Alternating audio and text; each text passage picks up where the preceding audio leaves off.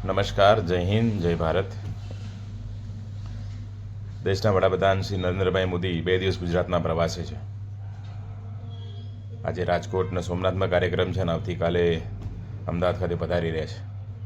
માન્ય પ્રધાનમંત્રીને નમ્ર વિનંતી છે કે અમે કોઈ વિરોધ પ્રદર્શન નથી કરવા માગતા, નથી મળવા માગતા, નથી કોઈ આવેદનપત્ર આપવા માગતા. અમને ખબર છે કે આ કશું જ થવા નથી ને આપ્યા પછી બી કંઈ થવા નથી.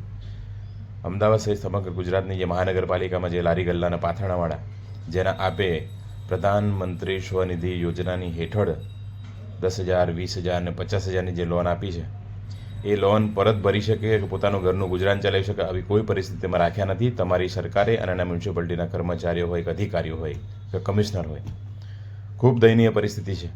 આ વિડીયોના માધ્યમથી આપને હું જણાવવા માગું છું કે મહેરબાની કરીને PM સ્વનિધિ લોન આપી હોય કે જે લોકો લારી ગલ્લા પાથરણા ચલાવતા હોય તમામ લોકોને ન્યાય આપો. લારી ગલ્લા પાથરણા ચાલવા દો. અમદાવાદના મુખ્ય 2 બજાર, ભદ્ર 3 દરવાજા હોય કે લોગાર્ડનનું બજાર હોય, સંપૂર્ણપણે બંધ છે.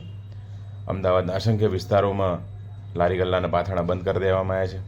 આ તમામ લોકો ખૂબ જ દયનીય પરિસ્થિતિમાં જીવી રહ્યા છે અને તમે જ લોન બહાર પાડી છે અને બહુ મોટી મોટી ફાંકા ફોજદારી કરી છે. તો મહેરબાની કરીને ગુજરાતના પ્રવાસે આવી રહ્યા છો, અમદાવાદના પ્રવાસે આવી રહ્યા છો, સ્ટ્રીટ વેન્ડર એક્ટનો કાયદો લાગુ કરાવવાની તમારા સરકારને કહો. બની ગયો છે, 2018માં વિધાનસભામાં લાગુ કરવામાં આવ્યો છે અને મેજ ઉપર પસાર કરવામાં આવ્યો, પણ એનો એક અક્ષર હજુ લાગુ કર્યો નથી. અને તાનાશાહી કરીને કર્મચારી હોય કે એના બોડીગાર્ડ હોય કે એના માણસો હોય, લારી ગલ્લાવાળી બહેન હોય, મા બેન દીકરીઓ હોય, યુવાનો હોય, આ લોકોને રોડ ઉપર જાહેરમાં માર મારી રહ્યા છે.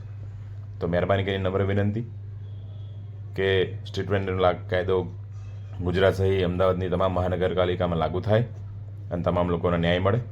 અને PM સ્વનિધિ યોજનાની જે પૈસા જે ભર્યા છે લોકોને તમે આપ્યા છે, સરકારે જે આપ્યા છે એ પરત ભરી શકે અને સન્માન જેવી જિંદગી જીવી શકે, એના માટે જ આ એક વિડીયો બનાવી રહ્યો છું.